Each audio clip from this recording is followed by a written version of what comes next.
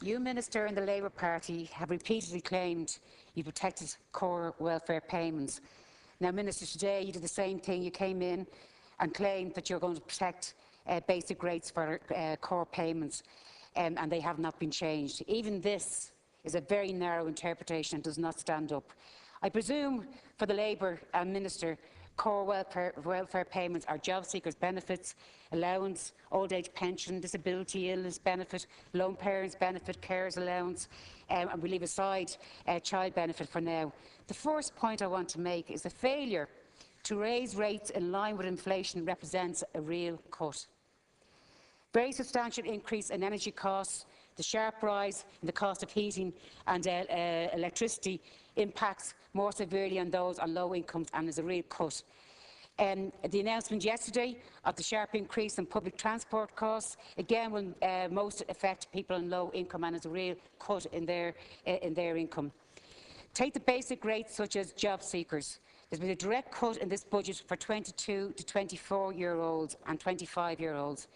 Is this not a direct cut on core payments, Minister? You cannot differentiate between those over 25 and under 25. There's been a reduction in the length of time you can claim job seekers to 9 months. That is a real cut in benefit entitlement.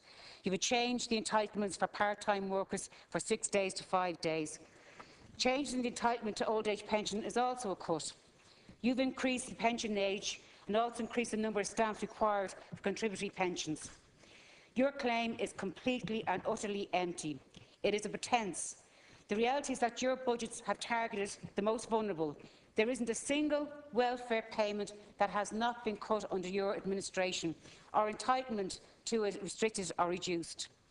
This government, and particularly you, Minister, like to dress up cuts in benefits and job activation measures. Cuts in benefit for young people is a blatant attempt to force them onto low-pay, precarious employment, and even these jobs aren't there at the moment. The decision to continue the reduction in earnings of the disregard for lone parents is a cut. The removal of the one-parent tax credit is a cut. Discontinuation of training allowance for lone parents are cuts. How are these cuts meant to encourage lone parents into work? Labour will no doubt be claiming a success in limiting the welfare cuts to €290 million. The reality is these cuts could have been completely avoided. 2 minutes remain. And this is the crucial point, Minister. You are a Labour Minister in social protection. A half of a percentage of a 1% wealth tax would raise €250 million. A half of a 1% wealth tax would raise €250 million. That's a choice you had and you have failed to make. Neary and Task back up that figure conclusively. I can't conclude without dealing with the cut in the telephone allowance and maternity benefit. I'm absolutely opposed to these cuts and have put amendments to oppose these in the bill.